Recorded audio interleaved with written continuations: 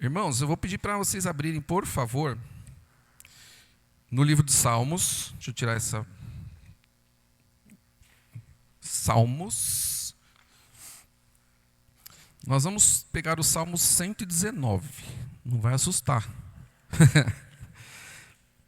Não prega faz 30 anos, aí quando vai pregar já pega o 119, né? Lá, o salmo gigante. Mas não se preocupem, porque nós não vamos ler o salmo todo, muito menos estudá-lo, né? Ele é muito longo, mas a gente vai fazer um passeio que eu espero que seja bem proveitoso, seja muito gostoso para todos nós nesse salmo. Na verdade, irmãos, o livro dos Salmos é um livro que eu gosto bastante. Já é um livro que eu tenho um certo carinho. E enquanto eu pastoreava, eu fiz a exposição desse Salmo 119 inteirinho. Então a gente pegou, né, os versículos e fomos falando de todos eles. Mas assim, falando de maneira geral, o livro dos Salmos, ele traz muitas situações que são desafiadoras para nós. Tem muita coisa que o livro dos Salmos traz para a gente que realmente mostra o que pode se passar na vida de um crente. Então, por isso que eu gosto bastante. Ele abrange muitas e muitas situações. Só que, com o decorrer do tempo aí, eu tenho percebido, não sei se os irmãos já perceberam isso, né? O livro de Salmos, às vezes, ele é tido por alguns crentes como aquele quebra galho. Pensa aí, se você já não passou por isso. A pessoa fala assim, olha, será que você não podia dar uma palavrinha lá no aniversário? Você lê um salmo qualquer lá e faz uma oração. Já ouviu uma coisa assim, né? Ou então, nossa, fulano não vai poder fazer tal coisa, ou ficou doente de última hora, o que você faz? Ah, lê um salmo lá, faz uma oração e está tudo certo. Não é o caso aqui, tá, irmãos? O pastor me avisou com antecedência, tá bom? E não foi esse aqui, não foi essa situação. Mas parece que os salmos, eles têm, não sei porquê, né? As pessoas parecem que têm uma ideia de que ele é um pouquinho superficial, de que os salmos eles servem como um improviso, um quebra-galho. E eu gostaria de mostrar para os irmãos que não é nada assim. Muito pelo contrário. O livro de Salmos é tão profundo quanto qualquer outro livro da palavra de Deus. E é isso que a gente vai verificar daqui a pouquinho. Falando do Salmo 119, então, o que a gente vai fazer, né? A gente vai ficar com ele aberto e eu vou pegar alguns versículos. Não vou expor os 8 primeiros, nada disso. A gente vai passar por vários versículos aí. Tá? Então, eu vou falando aí daqui a pouquinho. Mas é o seguinte, irmãos, quem escreveu o livro dos Salmos? Não dá para ter certeza, porque são muitas pessoas, né? São alguns autores. E quando chega no Salmo 119, tem algumas pessoas que dizem assim, não sei quem foi, não tem como saber. Outros falam assim, não, foi Davi. Davi é o autor do livro do Salmo 119, porque a experiência de vida desse autor, desse salmo, é muito parecida. Tudo que está se passando nesse Salmo 119 é muito parecido com o que o Davi passou. Então, ou Davi tinha um clone, né, um irmão gêmeo, que viveu muita coisa que ele viveu igualzinho para escrever esse salmo, ou foi o próprio Davi que escreveu. Mas isso aqui não é o mais importante, né? Saber exatamente quem escreveu não é mais importante. O mais importante é saber que é inspirado por Deus. Então o autor de fato é o Espírito Santo, tá bom? E um homem foi usado para escrever esse salmo. Se os irmãos olharem, eu sei que os irmãos já conhecem, já leram, já estudaram, já ouviram sermãos a respeito. O Salmo 119, ele não tem um título como alguns têm. Tem alguns títulos na nossa Bíblia que são colocados depois, foram colocados depois, né? Mas outros títulos não, faziam parte do próprio texto. No Salmo 119, se os irmãos olharem aí, logo no comecinho a gente tem lá escrito assim, por exemplo, lá no começo mesmo, antes do primeiro versículo, Aleph. Aí você pula, você vai mais para frente, no versículo 9, antes do versículo 9 ali, né? 8 e 9, Bet. E aí vai indo, Gimel, Dalet, Re. O que é isso? Letra. São as letrinhas, né, do alfabeto. E cada grupo de 8 versículos, isso é interessante, isso é legal nesse salmo. Mas você já vê que não é um negócio feito de qualquer jeito, né?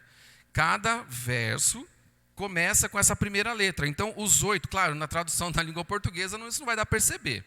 Mas, se você pegar a original, nem que seja só por curiosidade, né? E der uma olhadinha lá, você vai ver que bonitinho, aparecendo lá a primeira letrinha em cada verso, sempre tudo igualzinho. Isso já é uma coisa interessante. Outra coisa importante que a gente precisa saber, então, de 8 em 8 versos, ele vai trazer, então, as letrinhas, né, no início de cada grupinho de 8. Os primeiros 8 começam com Aleph.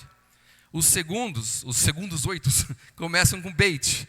Depois Gimel. E assim vai indo na sequência até chegar na última letra do alfabeto. Tá? É assim que vai. E termina com um Tav lá. Daí você dá uma olhada aí, a gente não vai falar desses detalhes. O que tem de poesia aqui? O que tem de questão de estrutura, de texto, que é legal a gente destacar para os irmãos? Quando se fala de poema na nossa língua, poemas ocidentais, eles têm muito a ver com rima, né? A gente faz lá, às vezes, exercício, eu faço exercício com meus alunos para fazer poema, eles ficam bravos comigo. Mas eu falo, é só rimar o finalzinho, né? Mamão, pão. Olha como é fácil, né? Fé, até. Pronto, rimou, né? Ou musicalidade, sílaba tônica, sílaba átona, aí eles já ficam mais preocupados, né? Já dá uma complicada. Mas, enfim, para nós, o que é um poema? Tem que ter rima. No poema hebraico, não. Como que eles faziam a estrutura do texto? Eles colocavam paralelos, né? Então, você traz uma informação num verso, e no outro verso, ou no próximo já, ou então pulando um, trazia a mesma informação de uma forma diferente. Então, essa que é a ideia da estrutura dos poemas, nesse caso aqui, hebraicos. Pode ser também, em vez de ser sinônimo, né? Pode ser oposto. Então, fala uma coisa no primeiro verso, aí no outro vem uma oposição, uma ideia contrária. Por que eu estou trazendo isso? Para a gente já ir percebendo que desde a estrutura do texto, a gente tem algo profundo. Esse negócio de pega um salminho aí, lê qualquer salmo aí, né, para a gente tapar o buraco, esquece, tá? Ele vai tapar o buraco da nossa espiritualidade, com certeza, isso sim. Que ele é bem profundo, ele tem muita coisa para a gente analisar. Então, não vamos para o Salmo 119 com essa ideia de que ele é muito simplista, tá? Ele não é. Deixa eu virar aqui. Eu grampeio a folha, porque vai que voa, né, irmãos? Aí vai ser confusão aqui. Olha só. Quais são as palavrinhas? Já que a gente pegou o Salmo 119, o Salmo 119 ele é conhecido por ser o Salmo da palavra. Como assim? Se os irmãos fizerem uma leitura, quase que em cada versículo você vai ter uma palavra relacionada com preceito, lei, estatuto, palavra. São todos sinônimos ou palavras semelhantes, né, que vão trazer o conteúdo do Salmo. Então, é o Salmo da palavra. Então, quando a gente estuda o Salmo 119, a gente está caminhando por um texto que vai trazer para a gente vários ângulos a respeito da palavra de Deus. Muitos ângulos.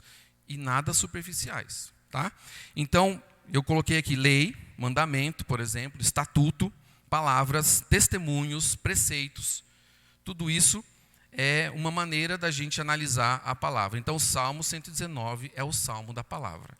E se a gente tivesse uma mensagem central, seria algo parecido com a palavra de Deus, a palavra do Senhor, basta. A palavra do Senhor, basta. Ou a palavra do Senhor é suficiente.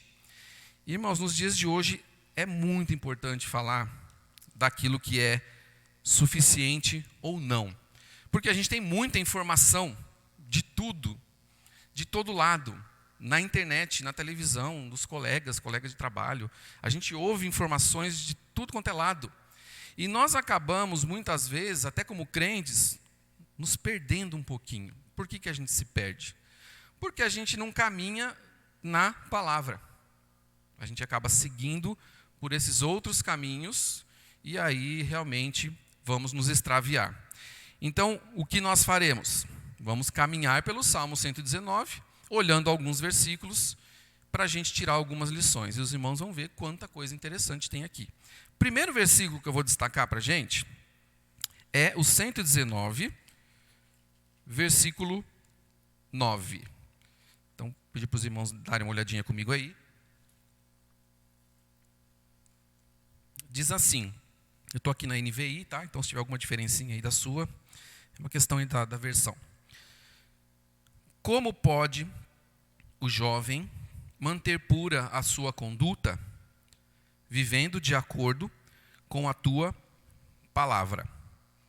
Olha lá, já apareceu palavra aqui, né? Se você olhar o versículo 10, vai aparecer mandamento. Se você olhar o 11, palavra. Se você olhar o 12, decretos. Se você olhar o 13, leis. Se você olhar o 14, testemunhos. Se você olhar para o 15, preceitos. Se você olhar para o 16, decretos, palavra.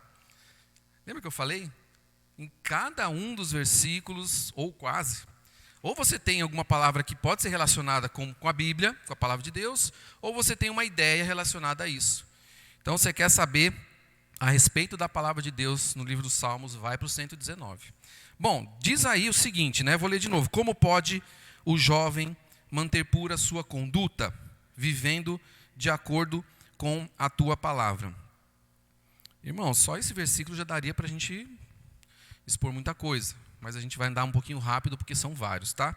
Mas a pergunta aqui, e é direcionada especificamente para jovem nesse caso, mas nada impede de os que não são mais tão jovens assim, pensarem nisso, né? Como eu posso manter a minha conduta, o meu jeito de agir, puro? O que eu tenho que fazer? Aqui a resposta é muito direta, né? Vivendo de acordo com a tua palavra. Então não é de acordo com o que o youtuber falou. Não é de acordo com o que o jornalista disse. Não é de acordo com o que o político afirmou. Não é de acordo com o que... E aí você pode pensar o que você quiser. Tantas e tantas fontes, né, que nós temos de informação. É de acordo com a palavra. Então, na hora de querer saber se algo é ou não adequado, se eu devo agir dessa ou daquela maneira, o que eu faço? Eu busco na palavra de Deus. Essa que é a ideia do versículo 9 aqui. Então, não se deixe influenciar por qualquer outra situação, por qualquer outra pessoa, por qualquer outra fonte, que não seja a palavra de Deus. Porque a palavra de Deus, sim, é que vai trazer para nós a maneira de viver, como está dizendo aqui, né? Maneira correta. Conduta adequada, a conduta que vai agradar a Deus. Outro versículo que eu quero destacar para os irmãos é o 14, um pouquinho para frente aí. Versículo 14. Regozijo-me em seguir os teus testemunhos, como o que se regozija com grandes riquezas. Vou ler de novo. Regozijo-me, né? Me alegro em seguir os teus testemunhos, como o que se regozija ou o que se alegra com grandes riquezas. Está vendo o paralelo, né? Falou de uma alegria no início, falou da alegria de novo aqui na segunda parte do mesmo versículo. E o que a gente pode perceber aqui? Não sei se vocês já tiveram essa impressão, mas quando alguém de fora, alguém que não é crente, fala da Bíblia, a pessoa fala como se fosse um fardo, né? Como se fosse algo maçante, como se fosse algo ruim, algo chato. E o que está dizendo aqui é justamente o contrário, que a palavra de Deus pode e deve ser algo que nos traz alegria. Então falar que a Bíblia, o estudo da Bíblia é maçante, e olha, ele coloca que é muito mais, né? Ele se regozija como se fosse grandes riquezas. Pensa na riqueza aí. Eu às vezes fico observando certas pessoas, né? A gente vê notícias na televisão, na internet, de pessoas que são ricas, mas são ricas mesmo. Mas pense em pessoa rica, né? Aquelas pessoas que têm muito dinheiro. Você fala assim, sei lá, um jogador da NBA, ele é muito rico? Ele é muito rico. Mas e o cara que paga o salário do jogador da NBA? Será que ele é muito rico? Poxa vida, né? Extremamente. Essas pessoas têm dinheiro, têm riqueza, têm tudo que o dinheiro pode comprar. E é interessante que o salmista aqui está falando que a palavra de Deus, que muita gente diz que é chata, maçante, é mais legal do que ter tudo isso de riquezas. Eu não cheguei nesse ponto ainda, irmãos, de estar nessa convicção. Mas a Bíblia está falando que é. E se a palavra de Deus está dizendo que sim, estudar, conhecer os testemunhos de Deus é para trazer uma alegria maior do que, ou tão grande quanto essas riquezas trazem, então eu preciso crer nisso. E aí a gente começa a se colocar um pouquinho, né, naquele lugarzinho de estar satisfeito com aquilo que nós temos. Não preciso ter essas grandes riquezas, extremas riquezas, para ser alegre, para me regozijar. Então, sim, o estudo da palavra deve trazer satisfação, deve trazer alegria. Claro que às vezes o estudo da palavra vai trazer também puxão de orelha, né? Vai trazer ensinamentos que são um pouquinho dolorosos, muita coisa, mas também traz alegria. Pula para frente aí no versículo 32 agora, por favor, versículo 32. Estamos num contexto de sofrimento aqui, tá? Dificuldades. Versículo 32, diz assim: corro pelo caminho que os teus mandamentos apontam, pois me deste maior entendimento. Corro pelo caminho que os teus mandamentos apontam, pois me deste maior entendimento. Irmãos, aqui, nesse pedacinho, nesse trechinho, o salmista está sofrendo por ser servo de Deus. Ele está sofrendo por fazer as coisas de acordo com a vontade de Deus. Então pense que ele vai se apegar no quê? Na hora que ele estiver sofrendo perseguições. Ele vai se apegar em quê? Na palavra. Às vezes, nós somos tentados, na hora da dificuldade, na hora da perseguição, na hora da tiração de sarro ali, né? Porque você é crente, porque você é bobo, porque você não vive a vida. Tanta coisa que a gente escuta por aí, né? A gente é tentado a dar uma resposta talvez atravessada, ou tentar provar para a pessoa, não, eu também me divirto. Não adianta você falar que você se diverte. Não, o pessoal vai achar que não, porque eles não têm o Espírito Santo que dá essa alegria através da palavra, que dá esse sentimento que a gente tem. Então, pense, o salmista aqui sofrendo porque é crente, porque faz as coisas de acordo com a palavra, e aí ele diz o quê? Qual é o caminho que ele vai tomar? Algum atalho? Não. Ele vai buscar um caminho que seja mais fácil, que ele sofra menos. Eu não quero mais sofrer. Então eu vou buscar um atalho em que as pessoas me deixem em paz. Não. Ele corre pelo caminho que os mandamentos apontam. Andar pelo caminho que o mandamento aponta nem sempre é fácil. Por quê, irmãos? Porque cada vez mais as pessoas têm se posicionado no dia a dia contra os princípios da Bíblia. A gente sabe disso. Seja em qualquer área. Seja no casamento, seja na área de sexualidade, seja na área da honestidade. Enfim, qualquer área.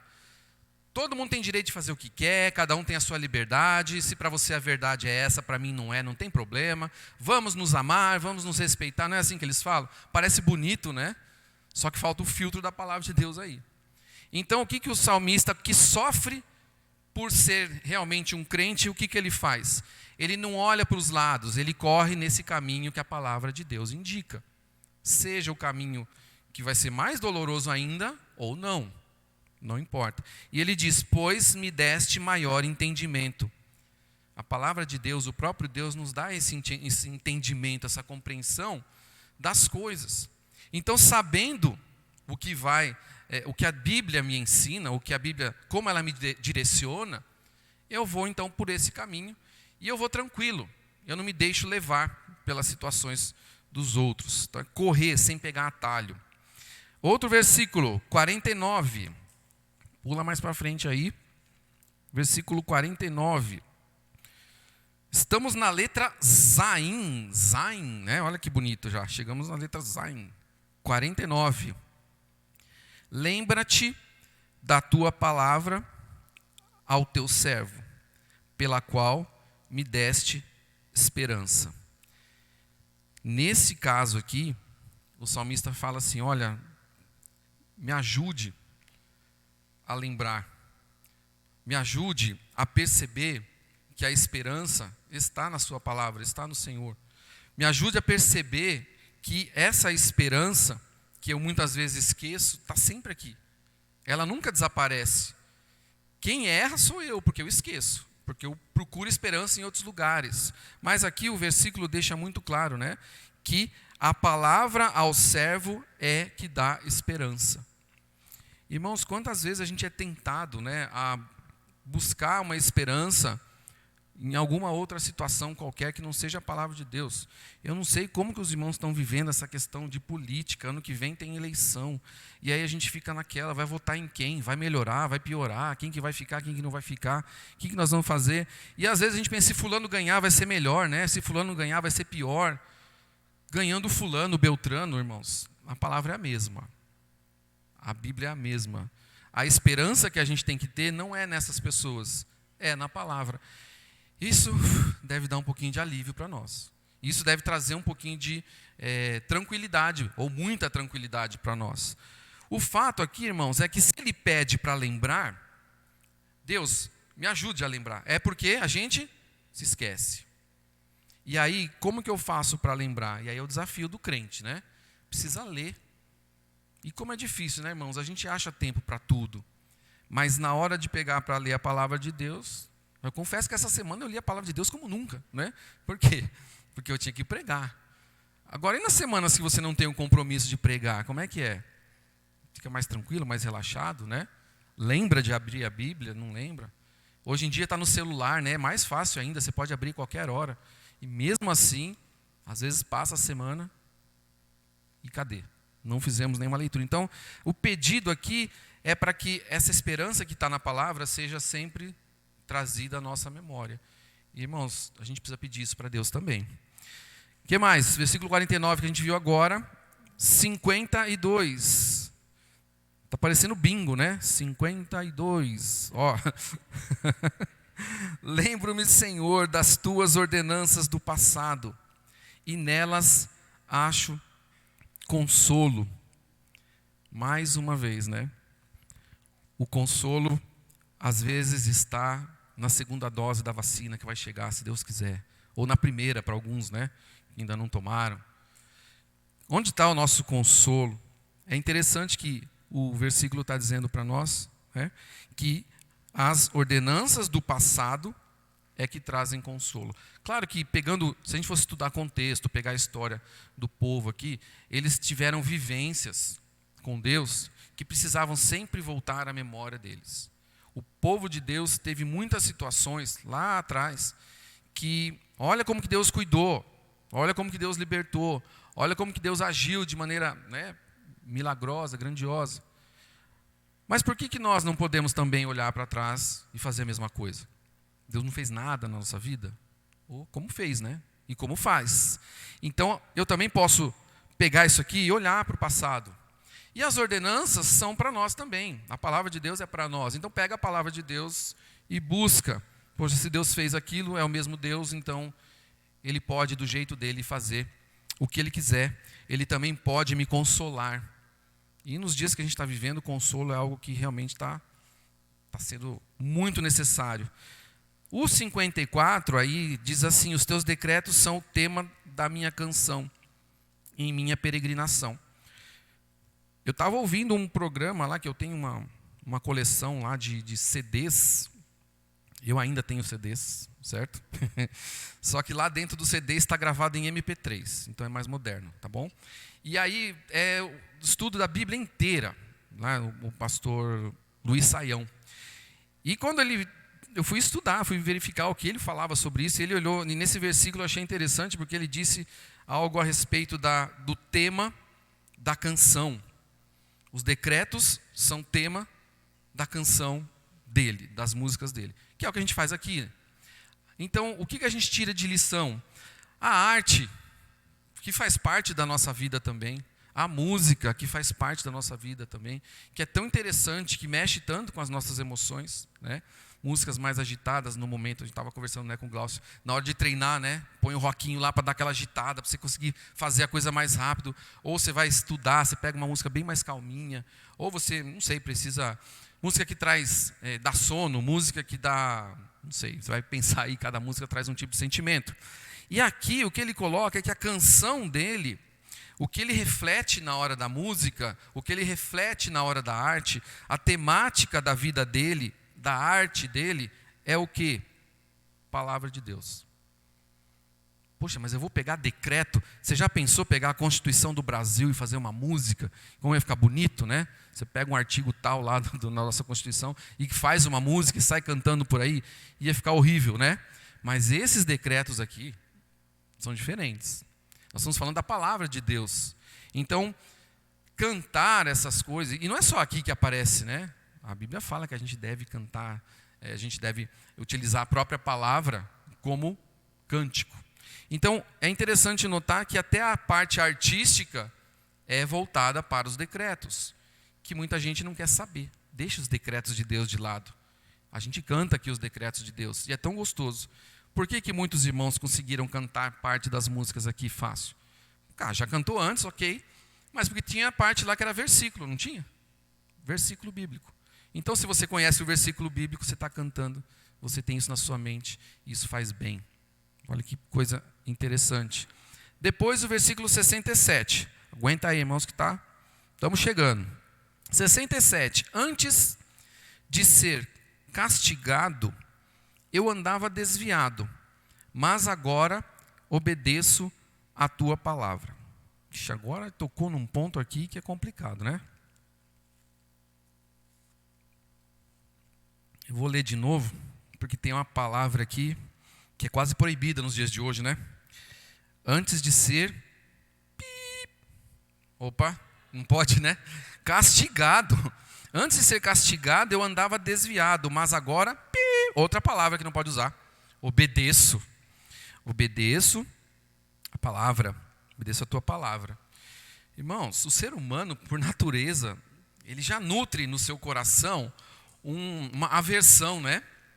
A ordem, a obediência, essas coisas aqui, castigo. Hoje você não pode falar mais de castigo, de correção. Que isso? Isso é coisa do passado. Esses crentes aí com essas ideias antiquadas, essa Bíblia aí tem que ser reformada, está tudo errado. Quem tem que ser reformado são as pessoas que não entendem a palavra. Irmãos, quando ele diz aqui, né, que antes de ser castigado eu andava desviado, mas agora obedeço a tua palavra. Pense naquela ideia de um pai, de uma mãe que se preocupa com o seu filho, que quer a segurança do seu filho, que quer o melhor para o seu filho. A gente fala isso para os filhos, eles não entendem. É para o seu bem, não é? Quem nunca falou isso para o filho, né? Estou fazendo isso porque o papai te ama, a mamãe te ama, porque é para o seu próprio bem. E a criança chorando ali não entende por que o bumbum está doendo, né? Se está falando que é para o bem, mas é para o bem mesmo. O que Deus faz para o bem? Ele também nos direciona. Ele traz esses castigos muitas vezes, essa repreensão, essa correção. É a mãe que fala, não chega perto do fogão, porque eu estou assando um bolo, se você encostar você vai se queimar. É o pai que fala, não enfia o dedo na tomada que você vai dar choque. Tem experiência na nossa família aqui, né? Não vou contar para não expor a família, os filhos, mas, né, de enfiar o dedo na tomada, de levar choque, enfiar grampo na tomada, sabe? Coisas assim, acontece. Por que a gente avisa? Porque a gente não quer que a criança, né? Deixa ele explorar, deixa, né? Deixa ele se matar. Não. Então, é o caso aqui, meus irmãos. Quando fala de castigo, veja, ele diz que, ele reconhece que antes de ser castigado, ele só andava desviado. Deixa a pessoa entregue ao seu próprio caminho. A Bíblia não fala, né? Quando você deixa a criança lá, né, ao seu próprio caminho, o que vai virar? Né? É estultícia pura. Então não dá para deixar. Deus não pode. Deus que nos ama como Pai amoroso, o que Ele faz? Ele castiga. Mas não porque Ele está punindo, porque Ele está cuidando. Ele ama. E Ele quer evitar que a gente passe por situações piores. Porque se deixar, olha só, sem castigo, desviado. Antes de Deus dar aquela chamada, eu ficava desviado. Eu estava andando por aí do meu jeito. Só que depois, Ele diz ainda, né? Agora, obedeço a tua palavra. Então, a nossa vida é antes e depois do castigo aqui desse versículo, né? Antes do castigo é de qualquer jeito. Depois do castigo, eu estou próximo de Deus. Tem gente que vai preferir ficar longe, né? Fazer o quê? Mas o versículo deixa muito claro que esse castigo, essa repreensão de Deus, é para que a gente fique no caminho correto, protegido, bem cuidado por Ele. 89 e 90, dá uma pulada aí agora. Mais para frente aí um pouquinho. Estamos chegando à parte final. 89, olha a palavrinha lá. Agora a gente está na letra Lamed. Lamed. Versículo 89. A tua palavra, Senhor, para sempre está firmada nos céus. A tua fidelidade é constante por todas as gerações. Estabeleceste a terra que firme subsiste. Nesse texto aqui, né, a gente percebe claramente como que dá para a gente confiar, como que a palavra de Deus, se tem alguma coisa que não vai passar, é a palavra de Deus. A gente faz planos nessa vida, planos bons até, corremos atrás de muita coisa que não é necessariamente errada, outras são erradas, né? Mas nem tudo. Tem coisas boas que a gente vai atrás aí da vida, mas tudo isso vai passar, irmãos. A gente não pode perder essa consciência. E eu confesso que eu perco essa consciência muitas vezes, no dia a dia. E eu imagino que eu vou viver 100, 200, 300, 500 anos, né? Os irmãos vão estar tudo lá no céu e eu vou estar vivo aqui ainda. Não, eu vou antes, bem antes disso, com certeza. Então, o que acontece? Nós precisamos entender que o dia a dia da gente precisa estar pautado em que uma coisa é certa, uma coisa é firme, é nisso que eu preciso me apegar, que é a palavra de Deus.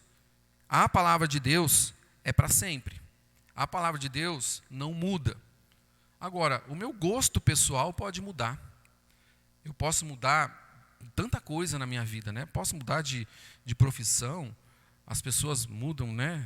De casa, mudam de cidade, tanta coisa que você muda. Eu mudei meu penteado agora, estou sem cabelo agora, né? Quem me viu e quem me vê, né? Agora com cabelo curto, mas ainda continuo gostando das minhas músicas agitadas, etc., dos meus rockinhos. Irmãos, mudanças acontecem. A palavra de Deus, graças a Ele, não muda. Porque você já pensou? Hoje é assim, tá? Amanhã já não é mais. A gente fica perdido. Já não basta o nosso dia a dia, que é cheio de alterações, cheio de mudanças, né? Começa assim, termina, sabe lá Deus como. Aqui, com a palavra, não. Então, veja, a tua fidelidade, a fidelidade de Deus, da palavra, é constante. Ai, que maravilha. Eu ter um Deus que é constante, uma palavra que é constante, que não fica mudando aí, de acordo com o vento, de acordo com as doutrinas, de acordo com as vontades das pessoas, não muda. Então, isso é maravilhoso. Então dá para confiar na palavra, porque a palavra é eterna. A palavra não tem prazo de validade. Quantas vezes a gente vai ao mercado, vocês já devem ter passado por isso. Vai ao mercado, tem lá uma gôndola e você fala, nossa, o pão de forma está barato, né? Por que será? Nossa, o leite está barato. E aí você vai fazer o quê? Se você é uma pessoa ligada, você pega lá a embalagem e dá uma olhadinha. Ah, também vence amanhã. Vence depois de amanhã. Se eu comprar 10, eu estou perdido, né? Não tem como, vou perder tudo isso aqui. Porque as coisas têm prazo de validade. Os produtos têm prazo de validade. Né? A gente tem prazo de validade. A palavra de Deus, não. Ela é eterna, ela permanece para sempre. Irmão, se isso não der segurança para nós, nada mais vai dar. Então eu posso confiar na palavra porque ela é eterna. E o versículo conhecidíssimo, que eu não poderia deixar de trazer para os irmãos, é o 105.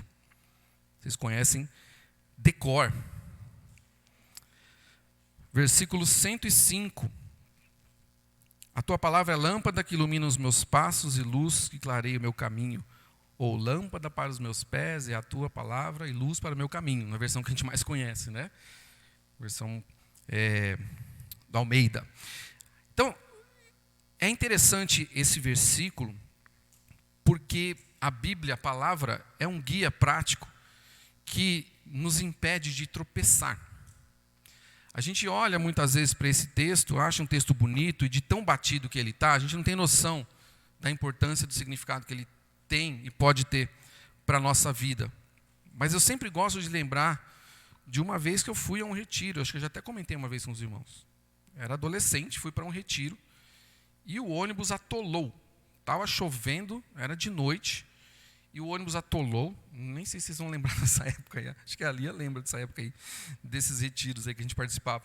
E aí, estava um breu danado, a chuva, não tinha o que fazer. O que os adolescentes naquela época fizeram? Não tinha celular. Para vocês hoje é fácil, né? Vocês acendem a lanterninha e vão que vão.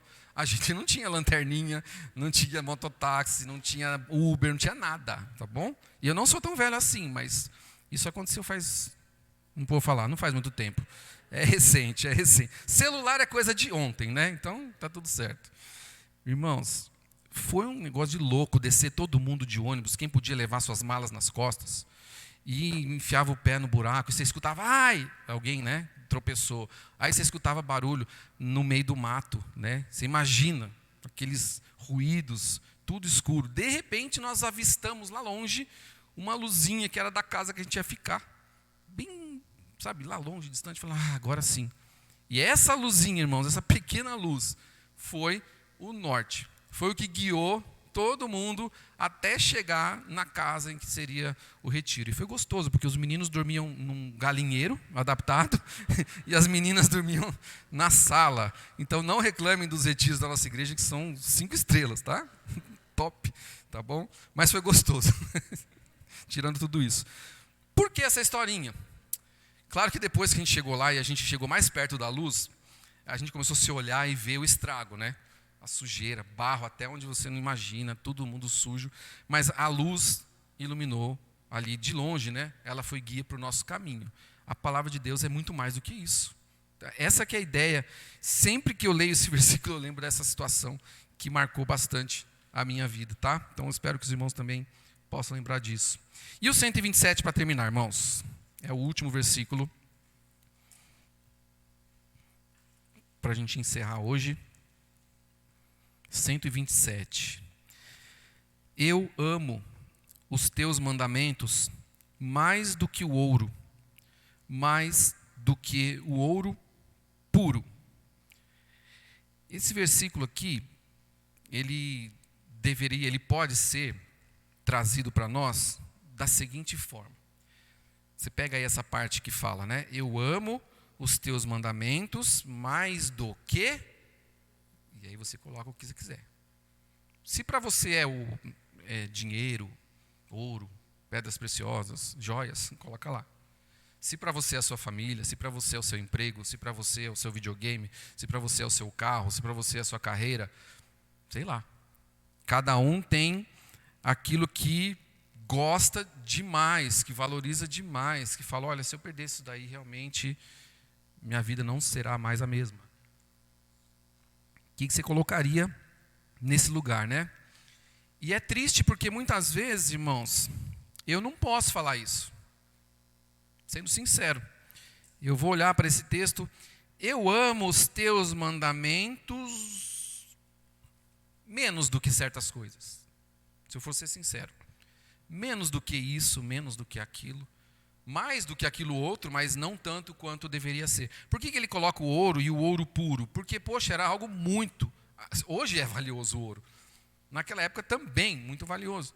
Então, a comparação que ele está fazendo é assim, ele está naquela situação de dizer assim, olha, se tem uma coisa que eu amo, que eu gosto, que eu posso valorizar demais, mais do que tudo que é bom, que tem valor monetário, mais do que qualquer situação, é a palavra de Deus, é o mandamento de Deus. E, irmãos, de novo a palavra mandamento, né? Quando você lê mandamento, você já pensa, todo mundo manda na gente, né? É patrão que manda na gente. É pai e mãe que manda na gente. O pastor manda na gente, né? Todo mundo manda na gente. Quem não manda em ninguém? Como é que é essa vida? E agora tem o mandamento. Mandamento é um negócio que pesa. Mas pense nessa palavra como instrução. Como algo que é para orientar, tá? E sim, se a gente tiver consciência, a gente vai obedecer com alegria, tá bom? Mas pega essa ideia de instrução. Então, para finalizar, pense nisso. Será que eu posso falar o que aqui, né? Então, eu amo os teus mandamentos mais do que... Se você estiver falando menos do que, é porque alguma coisa está errada e a gente precisa mudar. Para a gente ir finalizando, irmãos, por que será que Deus revelou as suas orientações, seus mandamentos, através de livro, né? Através de palavra? Eu acho maravilhoso, porque eu sou professor de português, né, literatura, adoro. Então, beleza, eu acho excelente. Mas e quem não é muito chegado na palavra fica assim, né? Poxa, Deus podia ter mandado um Blu-ray, né? Deus podia ter mandado um outro tipo de um holograma, podia ter feito um livro de ilustrações, bem bonito. Tanta coisa para Deus revelar, vai revelar livro, vai revelar palavra. Pois é, a palavra mexe muito, irmãos, com a nossa criatividade, mexe muito com a nossa concentração, mexe muito com o nosso intelecto. E é uma das formas que Deus escolheu, né? A forma que Ele escolheu para se revelar. Os gregos, eles tinham muito aquela questão da imagem, tanto que a gente vê bastante obras, né, artísticas da Grécia e tal. Então, para eles o negócio era a imagem. E Deus não é muito chegado nesse negócio da imagem, né? Ele fala, não é para fazer imagem, não. Deus é mais o quê? O nome. Jesus diz o quê? Eu sou, no Novo Testamento. E no Antigo Testamento, Deus diz o quê? Eu sou. É o nome dele que importa, é quem ele é. Então, por isso que é palavra, né? Tem gente, meus irmãos, que acaba se traumatizando um pouquinho, né, com esse negócio de palavra, de lei, de mandamento, porque vê alguns líderes religiosos que acabam realmente indo para o lado do peso, para o lado de você colocar uma carga nas costas da pessoa, como era o caso dos fariseus, por exemplo. Todo mundo conhece. Então eles jogavam um peso tão grande nas costas e as pessoas ficavam desanimadas. Elas olhavam e não viam uma vida que condizia com aquela mensagem. Então a gente tem que ser um crente que olha para a palavra, percebe essa importância, essa profundidade, mas essa leveza também. E tentar passar isso de alguma forma para as pessoas. Eu vou ler para os irmãos aqui, para a gente terminar, uma historinha, que já que nós falamos de palavra, alguns aspectos da palavra, né? Eu vou ler para os irmãos aqui um testemunho da força da palavra de Deus na vida de um homem. Então é assim, o título do texto é Fumando a Bíblia. O que é isso? O pastor sai, agora você vai falar essas besteiras aí no púlpito, né? Não, calma. Calma. Vou ler para vocês. Fumando a Bíblia. Um crente estava vendendo exemplares do Novo Testamento em certa região do Zimbábue, na África. Um dos transeuntes, rejeitando o livro de Deus, respondeu com uma ameaça. Se você me der esse livro, eu vou enrolar as páginas dele e usá-las para fazer os meus cigarros. O crente, então, respondeu com aquela originalidade que o Espírito Santo de Deus coloca nos lábios dos ganhadores de almas. Está bem, mas, pelo menos, prometa que você irá ler cada uma das páginas do livro antes de fumá-lo. Olha a ideia do crente ali, né? O homem achou engraçado, mas concordou. O crente lhe deu o Novo Testamento e se foi. Anos depois, está o nome dele aqui, Gaylord Kambarani, secretário-geral da Sociedade Bíblica do Zimbábue, foi participar de uma convenção da Igreja Metodista do Zimbábue. Sentado no auditório, ficou muito surpreso quando o orador apontou para ele lá da frente e disse: esse homem aí não se lembra de mim, mas 15 anos atrás ele tentou me vender um Novo Testamento. Como eu não quis comprá-lo, ele me deu de presente, apesar de eu lhe ter dito que iria usar as páginas para fazer cigarros. A verdade é que eu fumei Mateus, fumei Marcos, fumei Lucas, olha o cara, foi fumando, hein? Mas, quando cheguei a João 3,16, não consegui fumar mais. Minha vida se transformou naquele momento. Hoje, esse homem é um evangelista de tempo integral. Dedica toda a sua vida a mostrar aos outros o caminho da salvação que ele encontrou na palavra de Deus. Foi em vista de histórias assim que Napoleão disse: a Bíblia não é um livro simplesmente, é um ser vivo que tem o poder de conquistar os seus adversários. Que poder, né, irmãos? Ele lia e fumava, até que Deus falou: agora chega, agora você vai se transformar. E foi a palavra de Deus. Então, que essa mesma palavra possa fazer efeito na nossa vida, né? Nas nossas leituras, aí, nas nossas meditações.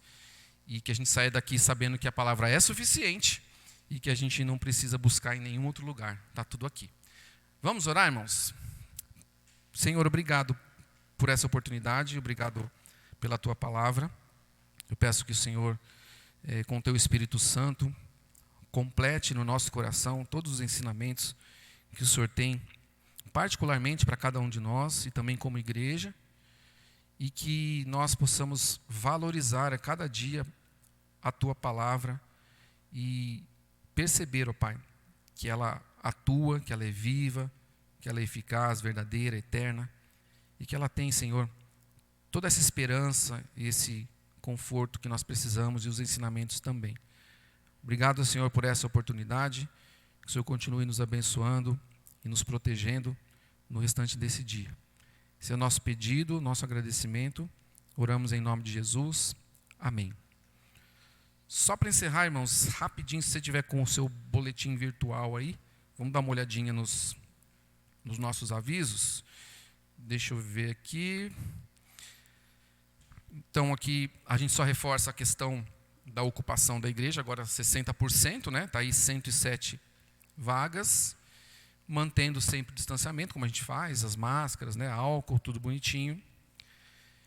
E o pastor pede para que a gente avise, né, quando vier participar do culto. 25 de julho, é semana que vem já, não é? Não, já é semana que vem, isso aí, obrigado, Cris.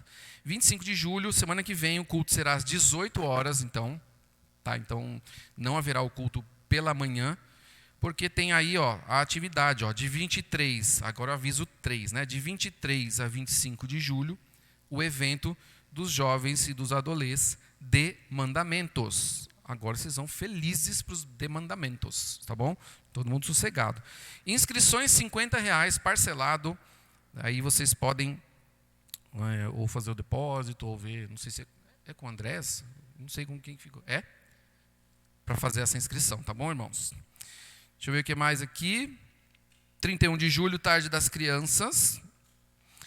18 de julho, hoje, estou aqui, já está feito aí. E os motivos de oração, para nós continuarmos orando em casa, por esses motivos aí e outros. Tá bom, irmãos? Obrigado pela presença dos irmãos, fiquei feliz que os irmãos vieram. E que Deus abençoe, que a gente tenha um ótimo domingo. Pode falar, irmã. Aniversário do pastor Pedro amanhã? Então vamos orar sim, vamos aproveitar. Opa, então. Joia. Então vamos ficar em pé, irmãos. Vamos encerrar então, orando pelo pastor, pela irmã Yuka também, que fez aniversário. Obrigado, irmã, por lembrar, viu? Vamos orar. Pai, mais uma vez nós te agradecemos por tudo que o Senhor tem feito, pelo que o Senhor é, pela tua palavra. Também, Senhor, te agradecemos pelo aniversário da irmã Yuka. Que o Senhor continue dando saúde, sabedoria, firmeza, Pai, na Tua palavra, nos Teus caminhos. Muito obrigado, Senhor, pela vida dela, pela presença dela aqui entre nós, que muito nos alegra também, Senhor. Queremos Te agradecer também pela vida do pastor Pedro, que vai fazer aniversário amanhã. Que o Senhor cuide do nosso pastor, que o Senhor dê a ele muita saúde, muito discernimento, ó Pai, muita sabedoria, paz e tranquilidade para liderar esse rebanho que o Senhor colocou sob a responsabilidade dele, e que ele possa aproveitar esses momentos, descansar um pouco, e nós te agradecemos por mais um ano de vida dele também, ó Pai. Obrigado, Senhor, por essa oportunidade, nós oramos agradecidos, em nome de Jesus, amém. Obrigado, irmãos, bom domingo, Deus abençoe.